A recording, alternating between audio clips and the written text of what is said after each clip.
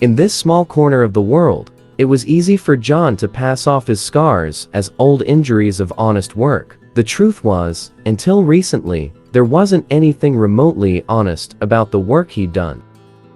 He'd been a dumb, punk kid, recruited for his mean temper and meaner fists. People from his side of town only left one of two ways: in a body bag or shackles. So he'd won the lottery, and even though the soft-spoken man with dead eyes gave him the creeps, John still shook his hand. It had taken too long to get it through his thick skull that his soul wasn't a good currency to use, and twice longer than that to buy it back. In the end, he was back where he started, dirt poor, with only his hands to earn his way. Except now, his hands ached almost as much as his back. However, the odd jobs in the town he'd wound up in were better than shaking down old ladies past due on their rent, or busting kneecaps of college kids up to their eyeballs in debt with gambling dens. Plus, he got free beers to help keep the peace in the local bar. Life was going as good as John could expect for someone with a mark on their soul and his kind of past. At least, it was. Until tonight.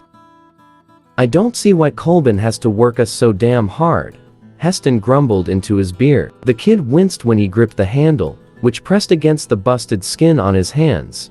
John gave a neutral hum. He'd let the kid complain, but he wasn't going to help indulge his pity party. Not that he needed John to respond. Heston could carry a conversation with an empty room. John had never met someone with so much, yet so little to say. Still, he was a good kid. So John let him bellyache a bit before interrupting. "Not worth it for the girl, huh?" That shut him up for a second. Heston slumped on his stool with a sigh. "No," he sullenly agreed. The kid had tried to get the farmer's daughter to notice him. However, the girl was pretty in a small town. This was good for her ego, but not for the hearts of anyone foolish enough to pursue her. John had seen similar behavior with the prostitutes and customers back home, but even he wasn't so dense as to tell Heston that. Instead, John let the kid try to find the pieces of his self-respect at the bottom of his bottle.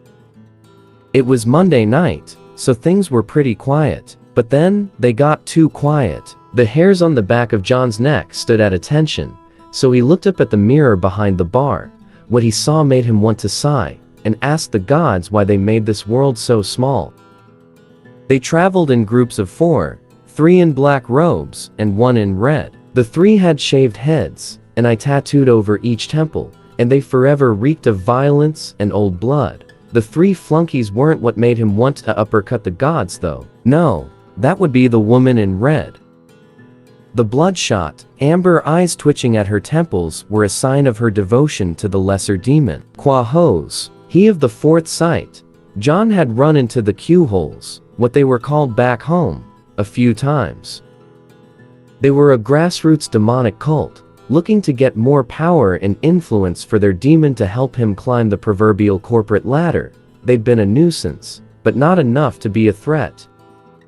However, a nuisance in this setting could spell trouble, with a capital T in blood, especially with a group known to make people disappear. Back home, he had the backup of other enforcers. Here, it was just him in a backwoods bar against 4 of them, one of whom could see into the future. Not much, though. The most he'd seen one manage was 4 seconds, and he'd melted his brain, but just enough to be a real pain in the ass. It was then that the Q-hole started proselytizing to the locals, and the bartender and owner, Shim, cast nervous glances John's way. This time he did sigh as he grabbed the salt shaker from the bar, unscrewed the cap, then slid it into the pocket of his jacket. "Hey, kid," John said. Heston was staring, open-mouthed.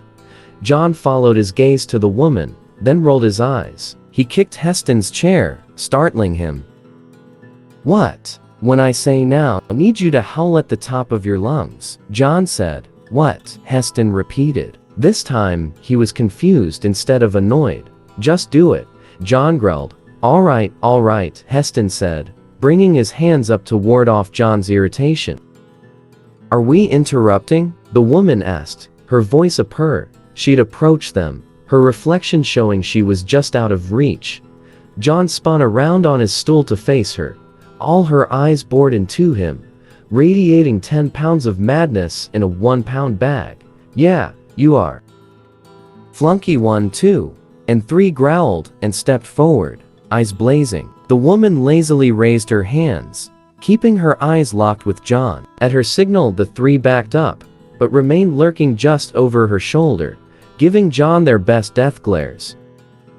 We were just spreading the good word of our master. Isn't it polite to listen to guests? She asked. It didn't matter what John said. She'd found someone to make an example out of. A show of violence was right up their alley, and a good way to make at least some of the locals cooperate.